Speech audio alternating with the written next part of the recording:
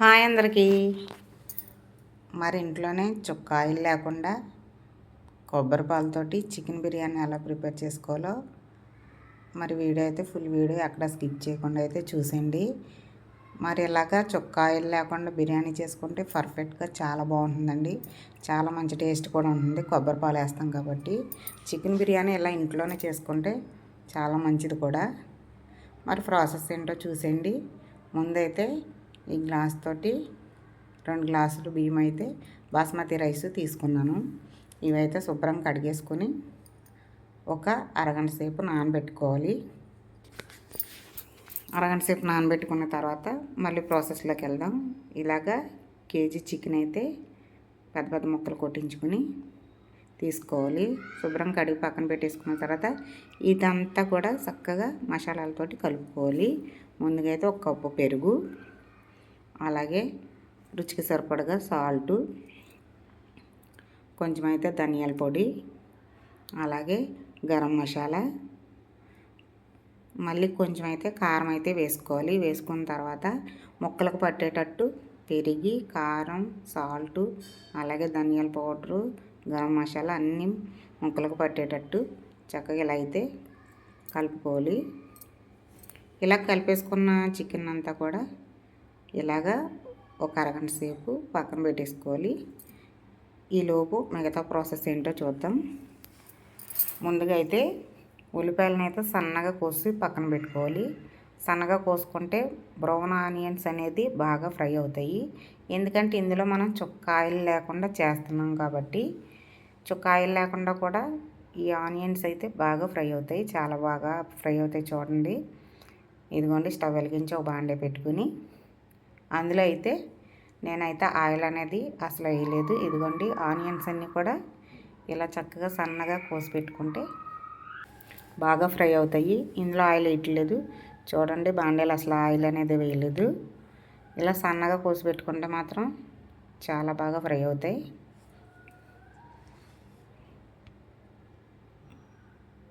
ఇదిగోండి, చక్కగా అలాగా సన్న మంట మీద మాత్రమే ఫ్రై చేసుకోవాలి. మంట అనేది పెద్దది పెట్టుకుంటే మాడిపోతాయి కానీ ఫ్రై అవ్వవు. చక్కగా సన్న మంట మీదే ఒక 5 నిమిషాలు చక్కగా ఫ్రై అయిపోతాయి. బ్రౌన్ ఆనియన్స్ మరి బిర్యానీకి మంచి టేస్టీ అయితే వస్తుంది కదా, అందుకని ఈ ఆనియన్స్ అయితే ఫ్రై చేస్తున్నాను. ఇదిగోండి, కొంచెం కొంచెం గోల్డ్ కలర్లోకి మారుతున్నాయి కదా. మరి ఆయిల్ లేకుండా కూడా మనం ఇంట్లోనే ఇలాగా బిర్యానీ అనేది ప్రిపేర్ చేసుకుంటే హోటల్కి ఎందుకండి, హోటల్కి వెళ్ళి వాళ్ళు వేసిన చెత్త చెదారాలన్నీ తినేసి రోగాలు తెచ్చుకునే కంటే మనం వారానికి ఒకసారి ఇలాగ ఇంట్లో ట్రై చేసుకుంటే పర్వాలేదు, అసలు తినొచ్చు కూడా. ఎందుకంటే ఇందులో ఆయిల్ అనేది మనం వేయలేదు. చికెన్ అనేది ప్రోటీను, మరి ప్రోటీన్తో చేసింది, అలాగే కొబ్బరి పాలతో చేసింది మంచి టేస్టీ తోటి మంచి బిర్యానీ ఇంట్లోనే చేసుకునేటప్పుడు హోటల్కి ఎందుకండి వెళ్ళడం. హోటల్కి వెళ్ళకుండా చక్కగా పిల్లలు పెద్దలు కూడా ఇంట్లో ఇలా చేసుకుని తింటే మంచి ఎమ్మగా చికెన్ బిర్యానీ తినొచ్చు. మరి ఇప్పుడైతే 2 కొబ్బరి చిప్పల్ని ముక్కలు కోసుకొని ఇలా మిక్సీ పట్టేసుకుంటే కొబ్బరి పాలు అనేవి అలా సపరేట్ చేసుకోవచ్చు. సపరేట్ చేసుకుని పక్కన పెట్టేసుకొని ఇదిగోండి, మళ్ళీ బాండే పెట్టుకుని ఇందులో కూడా చుక్క ఆయిల్ అయితే వేయలేదు. 2 టమాటాలు అయితే అలా సన్నగా కోసి వేసుకోవాలి. అవి కొంచెం మగ్గిన తర్వాత ఇందులో అయితే అనాస పువ్వు,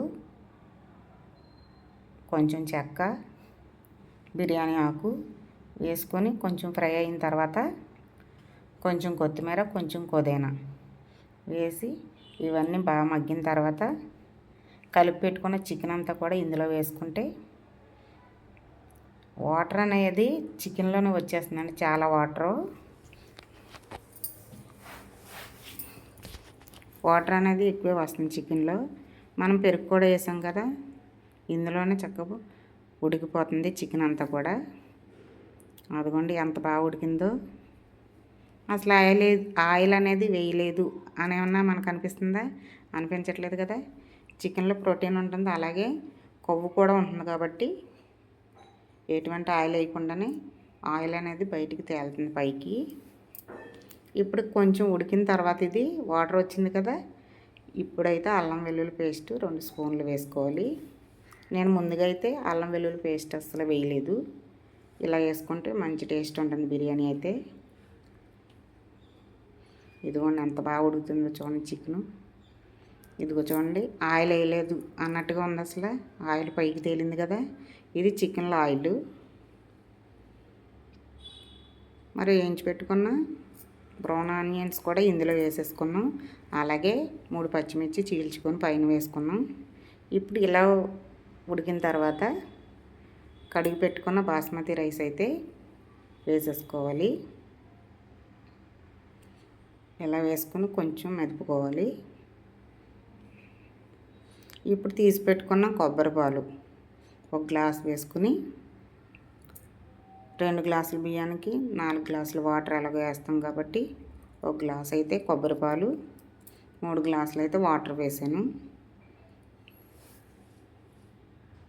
ఇలా 4 గ్లాసులు వేసేసుకున్న తర్వాత కొంచెం మెదుపుకొని, చూడండి అసలు మనం ఆయిల్ వేయలేదు అనే మాట లేదు అసలు బిర్యానీలో. చికెన్లో ఉన్న ఆయిలే చూడండి ఎంత వచ్చిందో బయటికి. ఇదైతే మంచి పర్ఫెక్ట్ బిర్యానీ అండి, చాలా బాగుంటుంది, చాలా టేస్టీ కూడా ఉంటుంది. మీరు కూడా ప్రిపేర్ చేసుకొని ఇంట్లో తిని ఎలా ఉందో నాకైతే కామెంట్ చేయండి. ఎందుకంటే మంచి రుచితో ఉంటుందండి. ఎందుకంటే ఎలాగో మనం కొబ్బరి పాలు వేసాం, చికెన్ వేసాం, ఆయిల్ వేయలేదు. ఇంత మంచి బిర్యానీ మనం ఇంట్లోనే ప్రిపేర్ చేసుకొని తినొచ్చు. ఇదిగోండి ఒకసారి మూత తీసి చూస్తే 70% అయితే ఉడికిపోయింది.